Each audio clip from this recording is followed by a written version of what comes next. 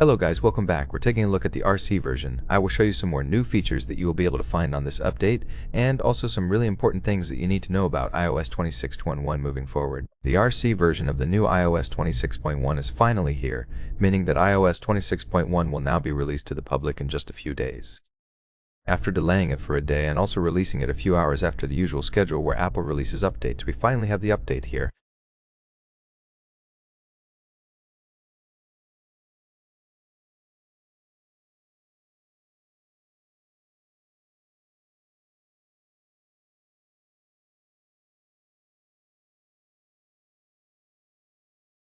Before I get into all that, I just want to ask you guys for a really quick favor.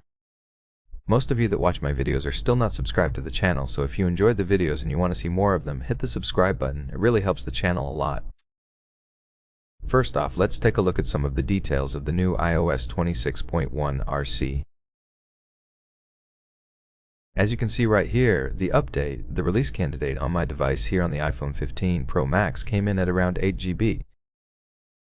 I was on beta 4, updating to the RC is at 8 GB, so probably the final update also should be around this size.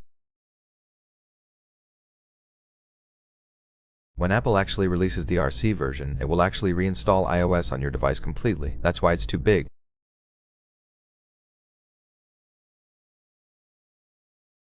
Even the betas came in at around 12 GB on my device. They were actually quite huge. Expect to have an update at around 8 GB, meaning that you will need to probably have 16 to 17 GB of free storage on your iPhone in order to actually update to the new iOS 26.1.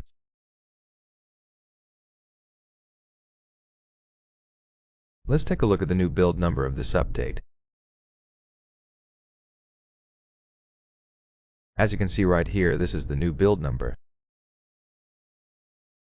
iOS 26.1 should have the build number 23B882. Most likely, this will be the build number of the public release as well, because usually that's what happens.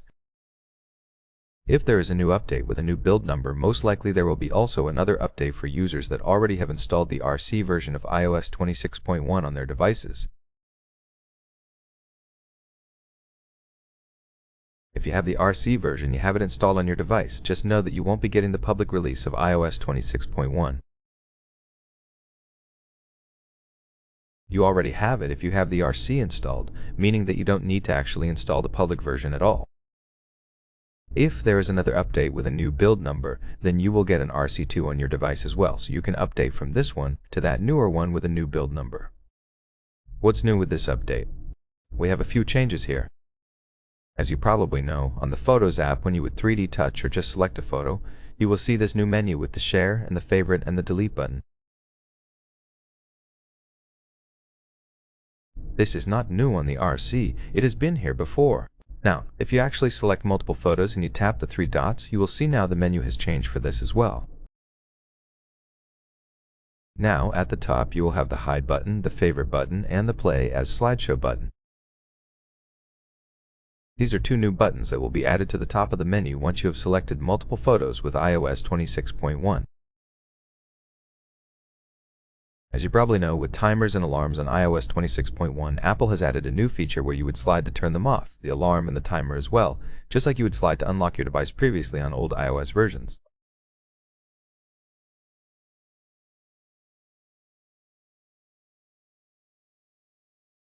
There is a change there, so you can see if we just go ahead and start a timer right here, you can see once we go to the lock screen, we have that slide to turn off.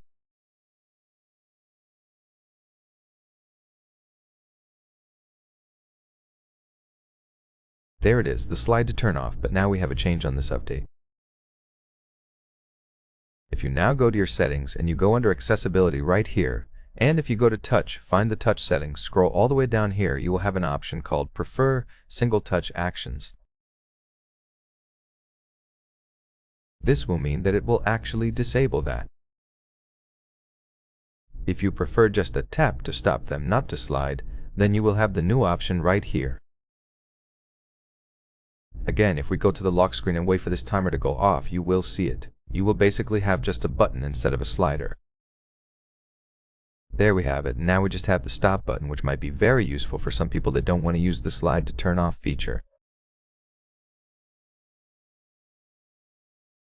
There's also a small change for folders here. When you go to any folder on iOS 26.1, you have probably noticed before that the title of the folder is aligned to the left and it used to be much bigger.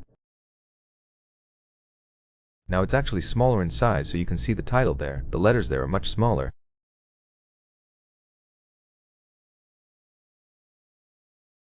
Another small change right here, but that we need to mention, if you go under Apple Intelligence and Siri, you will see that now it says Beta. This was on beta since its release, but with the fourth beta of iOS 26.1, Apple had actually removed the beta badge right there from Apple Intelligence, and now it's back, meaning that it is still on beta.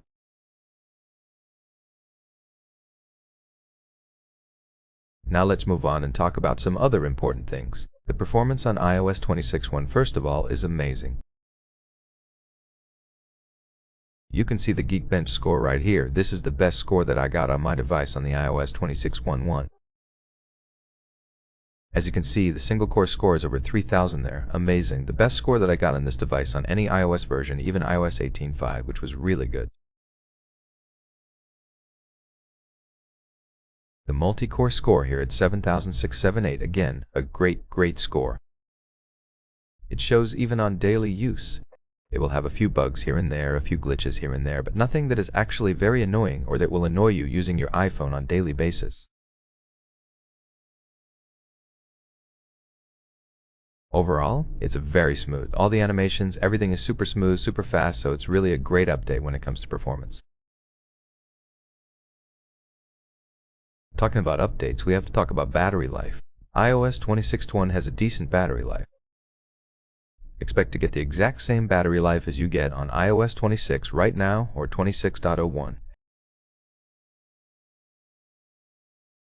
Maybe 1 or 2% better, but it's basically pretty much the same. These times right here are all on the fourth beta. We'll have to wait for a few more days and see how it will actually perform with the RC. Again, I don't expect any major change. If you're currently on iOS 26 or iOS 26.21, just expect to basically get the same battery life as you're getting right now, even when updating to the new iOS 26.21.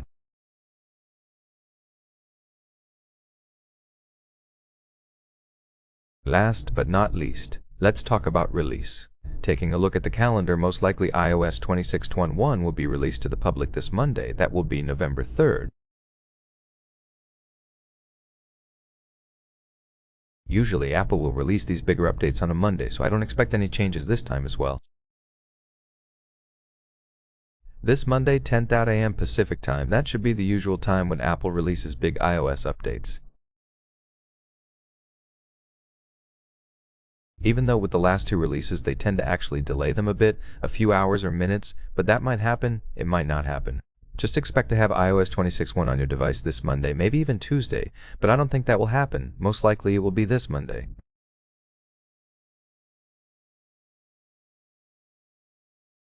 That's basically it for this video. This is iOS 26.1, the RC version, the last update before this software goes out to the public this Monday. Hope you enjoyed the video.